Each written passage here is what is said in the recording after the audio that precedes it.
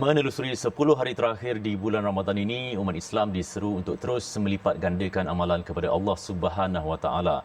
Ibadah yang dilakukan di bulan mulia ini lebih sempurna dengan menginfakkan harta ke jalan yang benar. Justru penduduk di Iskandar Puteri memohon keikhlasan orang ramai untuk menderma terhadap projek pembinaan Masjid Taman Nusa Bayu. Pengerusi Jawatankuasa Pembinaan Masjid Taman Nusa Bayu, Muhammad Zaki Mar Esa berkata, penduduk menanti lebih 10 tahun untuk mempunyai sebuah masjid yang serba lengkap dan kondusif. Katanya ketika ini, para jemaah terpaksa menggunakan premis sewaan untuk menunaikan solat 5 waktu selain menjalankan aktiviti ibadah lain. Jelas beliau, situasi itu menuntut perhatian ramai untuk sama-sama menyumbang terhadap usaha membangunkan rumah Allah itu. Kalau kita mula pada Mei 2023, makna kita akan siap sepenuhnya pada akhir 2024. Lebih kurang pengakhiran 2024. Kalau dananya masuk dengan lancar dan tidak ada pertangguhan projek, maka insya-Allah kita sangat-sangat berharap 2024 akhir tahun kita dapat bersolat di dalam sebuah masjid yang kami semua idamkan.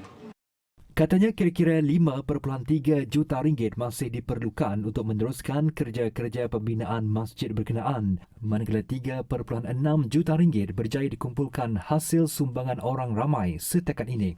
Pembinaan masjid itu turut mendapat sokongan penuh pemimpin setempat dan pihak berkuasa. Alhamdulillah, saya akan bekerjasama dengan pengurusi Jawatankuasa Pembinaan Masjid Nusa Bayu ini supaya hajat dan kehendak penduduk untuk terbinanya satu masjid yang indah ini dapat terbina di kawasan ini. Dan kita akan berusaha dengan sedaya upaya.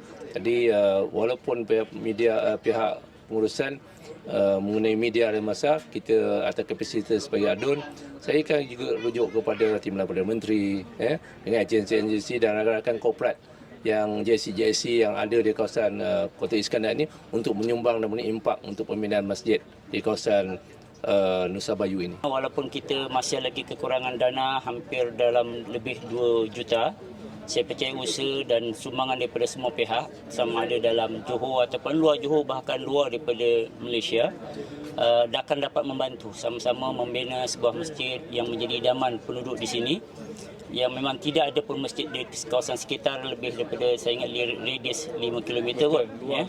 Jadi memerlukan sangat satu tempat pusat ibadat, pusat aktiviti untuk orang-orang yang beragama Islam.